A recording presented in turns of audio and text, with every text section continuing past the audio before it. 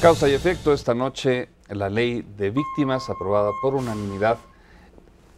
Estamos entrando a los detalles de lo que podemos esperar. Tú tenías un apunte, preguntaba yo al panel si eran optimistas de que esta ley pues se pudiera cumplir, porque tenemos leyes pues, muy claras, muy buenas, pero que nadie hace caso de ellas. Yo, bueno, apuntando y refiriéndome un poco a lo que dije de andamiaje institucional, pues lo que faltaría, la ley para mí es prácticamente perfecta. Lo que le comentaba Luis es que adiciona muy bien las últimas reformas del 10 de junio del 2011 en referente a derechos humanos, sí. Pero lo que faltaría es hacer los ordenamientos secundarios, ¿no? Manuales de organización, protocolos de atención a víctimas.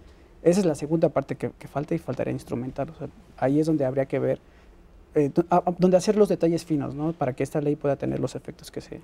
Oigan, viene el cambio de sexenio. Sexenio nuevo, vida nueva, esfuerzo nuevo, o esto va a tener una continuidad. Pues yo soy optimista pensando que si todos los partidos, tanto en el Senado como en la Cámara, avalaron esto, es que hay un reconocimiento de que es un problema a atender, ¿no? Tengo también la confianza de que esto no es una ley que haya surgido por gracia de los diputados y de los senadores, o sea, esta ley tiene un movimiento detrás, las madres también las vimos que están activadas, ¿no? Entonces, o sea, hay una demanda social real del otro lado que yo creo que no va a dejar morir esta situación, además de que hay una situación real que está ahí. Pero sí necesita cambiarse el orden de las prioridades. Por ejemplo, esta semana escuchamos a Enrique Peña Nieto decir que su estrategia es incrementar el número de efectivos de la Policía Federal, cuando dijéramos una ley como esta y un problema como el que tenemos, lo primero que exige es que el sistema de procuración de justicia entre a un proceso de cirugía mayor. Si tú ves, por ejemplo, nomás un dato te voy a dar. Sí. En el país hay un ministerio público por cada 150 delitos. Esto es más de lo que un ministerio público con 2 o 3 policías ministeriales que tiene a su cargo puede hacer. No pueden investigar 150 delitos. No hay sistemas de inteligencia criminal. En fin, una serie de cosas en donde hay que poner las prioridades, porque el primer agravio de todas estas víctimas que hemos visto en toda esta semana y el año pasado es: ¿dónde está mi hijo, mi hija? ¿Qué pasó con él? ¿Quién lo mató? Es el reclamo directo al sistema de procuración de justicia. Yo recuerdo, Tere, el caso de Nepomuceno, inclusive lo entrevisté en la marcha, aquella marcha de aquel Zócalo de Javier Sicilia, que todos recordamos, que ante las cámaras de efecto me dijo: yo quiero saber qué le pasó y me voy a morir buscándolo. Y mira, se le concedió de una manera muy violenta. No se murió, lo mataron. Claro. De hecho, ¿no? Sí, lo mataron. Sí, mira, yo creo que el rol de la sociedad civil va a ser fundamental para evitar que el interés decaiga, ¿no? Como bien decía Tere, esta ley está impulsada por la sociedad civil y yo creo que plantea un reto muy importante, porque como bien comentábamos hace un momento, tenemos un nuevo marco jurídico en el país, ¿no? La reforma constitucional en materia de derechos humanos, toda una serie de reformas que se han venido dando a favor de los derechos humanos, implican no solamente el cambio legislativo, sino que desconfiamos mucho, y perdóneme usted, diputada, pero desconfiamos mucho de los legisladores, ¿no? Yo creo que este es un gran ejemplo. Pero aquí funcionaron muy bien. Sí, en sinergia con las organizaciones, con expertos. Una de cal. No son tan poquitos. Una de cal. Y tomamos muchos logros en esta legislatura. Esa percepción que había de que las autoridades y que incluso algunos organismos de derechos humanos, y refiero a percepción, no necesariamente una realidad, estaban del lado del delincuente, viendo que no se les violaran sus derechos, que se atendieran a sus reclamos, cuestión que nosotros apoyamos en la propia ley, que decimos: esta ley no se trata de quitarle derechos al delincuente, se los ha ganado a través de los abusos que el Estado ha cometido con él en los años. O las carencias. O las carencias del sistema. Se ha ganado el delincuente estos derechos. Sin embargo, se trataba de equilibrar las fuerzas. Francisco, la víctima estaba en una total desventaja frente al delincuente. Cuando la víctima es precisamente víctima de un acto de autoridad, ¿qué pasa? ¿Hay alguna penalidad mayor, algún efecto adicional en esta ley? Un retén, un disparo involuntario, un asesinato al momento de huir. Creo que ya cambiaron también algunas reglas en esto de los retenes. Es importante que en este caso concreto el Estado... El Ejército y la Armada, por ejemplo, en este papel. El Estado se convierte en un deudor solidario de cualquier miembro del Estado que cometa un acto delictivo o un acto de violación de derechos humanos en contra de un ciudadano. Es un deudor solidario y esto quiere decir que el Estado responde por todos sus servidores públicos, municipales, estatales y federales, es decir, no nada más marinos y soldados, sino también policías municipales o estatales. El municipal que sacó ¿no? la pistola y... ¿Verdad? Todos estos, el Estado se responde por eso y dice, miren, estos son míos y tráigamelos para acá. Yo respondo por ellos y voy a responder económicamente si ellos no tienen la capacidad de hacerlo por sí mismos, pero también voy a responder con otras medidas de satisfacción total, de memoria histórica, de acceso a la verdad, de acceso a la justicia y el Estado el acceso a la verdad se me hace esencial, como tú lo has mencionado, Tere. ¿Qué hay de los desaparecidos? Esta semana escuchaba yo el caso de Chapala, en Jalisco, de que aparentemente los que encontraron ejecutados eran obreros, meseros, albañiles, que no tenían absolutamente nada que ver con el crimen organizado y que de alguna forma los están usando como mensaje de una banda a otra. No hay los detalles suficientes, pero hay gente que desaparece y no vuelve a saber. ¿Qué hacemos con eso? ¿Dónde estamos en el contexto internacional? Voy contigo de México Unido contra la Delincuencia. ¿Cómo lo ves? Pues a nosotros nos preocupa que no hay una cifra estimada. No sé, se calcula entre los 3.000, 4.000 personas desaparecidas, pero en realidad no hay una cifra estimada de personas ¿Cómo los desaparecidas. podríamos saber? ¿Estado por estado? Yo creo que, por ejemplo, esta ley, con el registro que tiene de víctimas, nos podría dar una estimación perfecta de la cifra. No encuentro a mi hija, no encuentro a mi hijo. Ya por lo menos nos dará una estimación o una cifra para poder implementar políticas públicas al respecto. Entonces, esta ley, por ejemplo, cumple muy bien con este registro. Hay también una iniciativa del Senado sobre un registro nacional de desaparecidos que ya también entró en vigor. La Secretaría de Seguridad Pública tiene en su página web un registro nacional de personas extraviadas, ¿no? O no identificadas, que habla de 1.300 más o menos.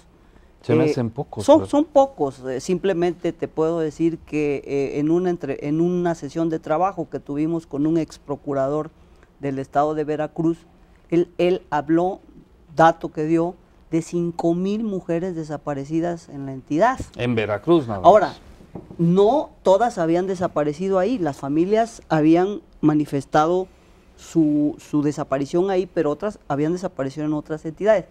Este problema ya lo había previsto la Corte Interamericana de Derechos Humanos en la sentencia de Campo Algodonero, en donde le mandató al Estado mexicano tener un banco nacional de registros genéticos. De manera que un cuerpo que aparece aquí y que nadie reclama, que aparece como no identificado, claro, se pudiera tener el enlace con un desaparecido que está en otra entidad. Ese es uno de los problemas que tenemos para los desaparecidos y las desaparecidas, que no hay formas forenses, periciales, de identificar a las personas. Entonces, no tenemos registro, no tenemos... O sea, de los 50,000 muertos que llevamos, no hay material genético que eventualmente pudiera algún familiar llegar a decir, pues tengo en forma sistematizada. Solamente existe en 11 entidades, ¿no? Nosotros quisimos poner que hubiese presupuesto para que el resto de las entidades lo tuviera, y la Comisión de Justicia no lo aceptó. ¿Y esto se va a dar o se podría dar en el futuro? Debe de darse. La ley establece los marcos mínimos. Es parte de lo que establece, pues muy importante. Sí. El Registro Nacional de Víctimas implica también el registro de desaparecidos y desaparecidas. Sí, por supuesto, son víctimas también. Esto también incluye, perdón, pero me vino a la mente Rosy Orozco, esto también implica las jóvenes que son secuestradas, ¿se puede catalogar desaparecidas? Sí, hay muchas de estas que son desaparecidas y que efectivamente, como Rosy también lo ha reiterado, pueden desaparecer en un lugar y a los 2 o 3 años aparecer muertas en otra parte. Que además, después de abusarlas sexualmente, y después de explotarlas, un tiempo las matan, ¿no? Igual para el caso de los migrantes, ¿no? Uh-huh. Que también hay un problema gravísimo de desaparición. Hace un año más o menos solicitamos a la Comisión Interamericana de Derechos Humanos unas medidas cautelares para que los restos que fueron encontrados en San Fernando no se enviaran a la fosa común hasta que hubiera posibilidad de identificarlos, ¿no? Un problema que se presentó es que la Comisión Interamericana me decía, yo no puedo emitir unas medidas precautorias porque no le puedo decir al Estado que le ordene, por ejemplo, a un Estado, al Estado mexicano, que le ordene a un Estado de la República que haga tal cosa, ¿no? Entonces hay que resolver ese tema. Ahora con la ley esto va a ser posible, porque vamos a poder invocar la ley como una ley general para que el Estado cumpla con su obligación, el Estado mexicano en su conjunto, cumpla con su obligación de proteger los restos que se encuentren de aquí al futuro hasta que sea posible identificarlos, de manera tal que se pueda notificar a sus familiares de los hallazgos, ¿no? ¿Qué tan atrasados, si podemos dar un apunte antes de ir a un corte, estamos en relación con otros países? Estoy oyendo esto del ADN. Yo creo que nos vamos a sorprender con el número de desaparecidos. Creo, ojalá me equivoque, pero lo que veo en el tema de la trata, que calculan 8,000 jóvenes o más, lo que vemos de los migrantes, lo que vemos de los desplazados, que nunca vuelves a saber de ellos. En fin, habrá que tomarlo en cuenta.